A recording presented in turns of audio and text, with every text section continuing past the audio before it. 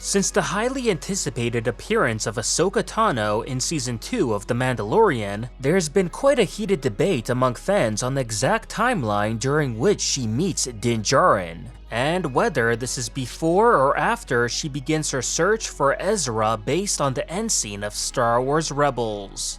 And for this, there is definitely already a canonical answer that likely many casual fans don't know about. And it might even surprise them, but at the same time, there is a catch to it. When we first see Ahsoka in The Mandalorian, we know for a fact this takes place 4 years after the Battle of Jakku, and 5 years after Return of the Jedi. Meaning that depending if she started her search for Ezra after the fall of the Empire, then he likely would have been found by then, and if so, then it's possible something bad may have happened to him thanks to Thrawn, which could be the reason on why Ahsoka is so hell-bent on finding him to avenge Ezra.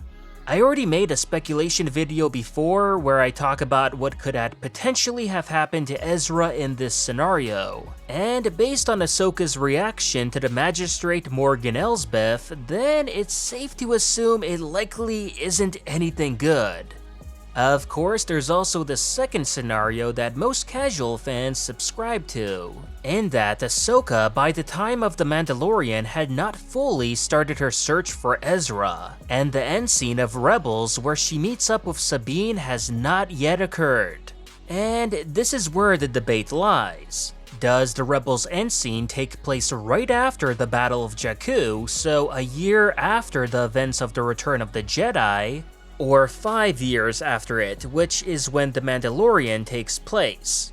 Now, a big reason for this debate in the first place is because that Rebels itself isn't very specific on when exactly the end scene takes place. All we know from the show is that it takes place after the fall of the Empire, which canonically is of course the Battle of Jakku. But is it immediately after that or 4 years after? Then the show doesn't make that part clear. Regardless, most fans like myself have figured it must have been quite soon after Jakku, as it didn't make much sense for Ahsoka and Sabine to wait 4 years later to finally start their search. Thankfully, we do have a canonical answer to this very question on when their journey for Ezra began.